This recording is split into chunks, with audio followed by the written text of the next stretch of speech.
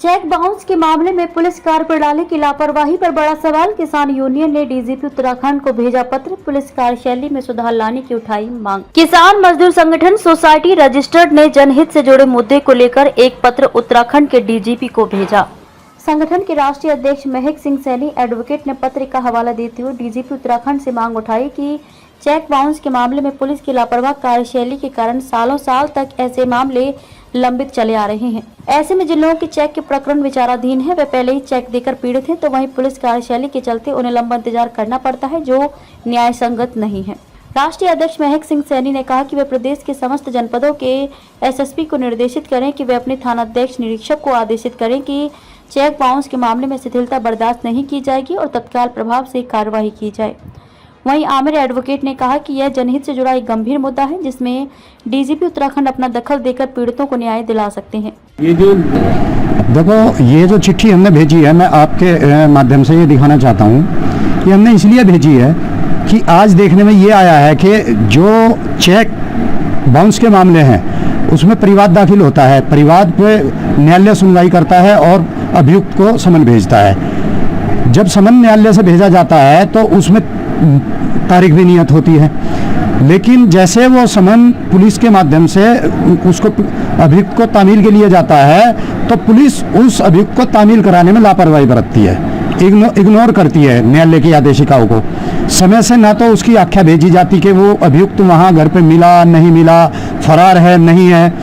और न ही उसको तामील कराया जाता, जिस कारण यहाँ जो आदेशिकाएँ हैं वो 6-6 महीने साल भर वर्षों तक लंबित चली आ रही हैं। यहाँ ये देखने में आ रहा है कि न्यायालय ने समय से एक आदेश पारित के लिए न्यायालय ने समन भेजा,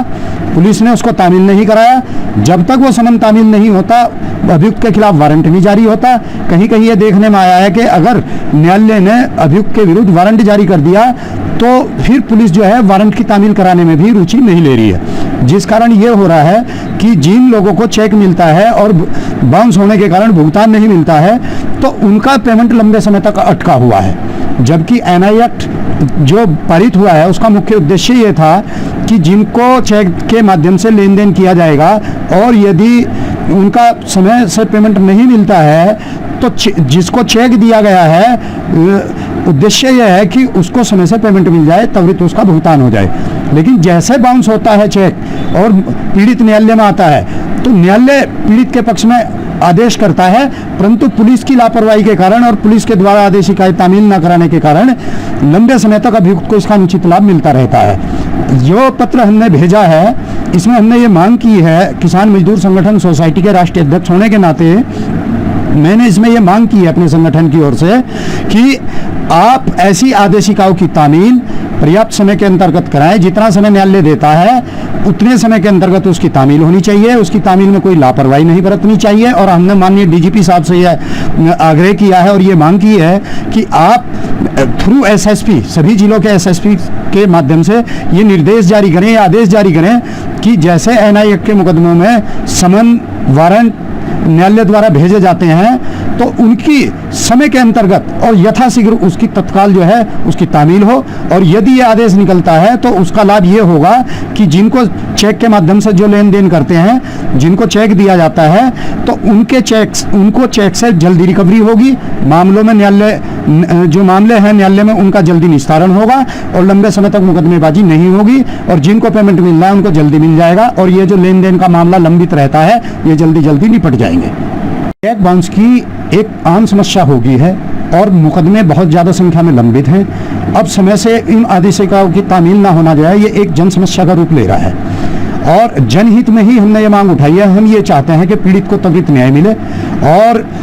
जो ये जन समस्या है इसका निवारण हो। पुलिस को इस पर विशेष तौर पर ध्यान देना चाहिए और पुलिस मित्र पुलिस का नारा जो है वो साकार होना चाहिए, त्वरित न्याय मिलना चाहिए। सभी न्यायालय की मंशा है, सरकार की मंशा है।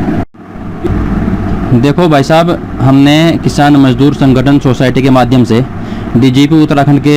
नाम एक पत्र लिखा है। उस पत्र में सिर्फ हमारी और कुछ मांग नहीं है, चूँकि हम एडवोकेट लोग हैं और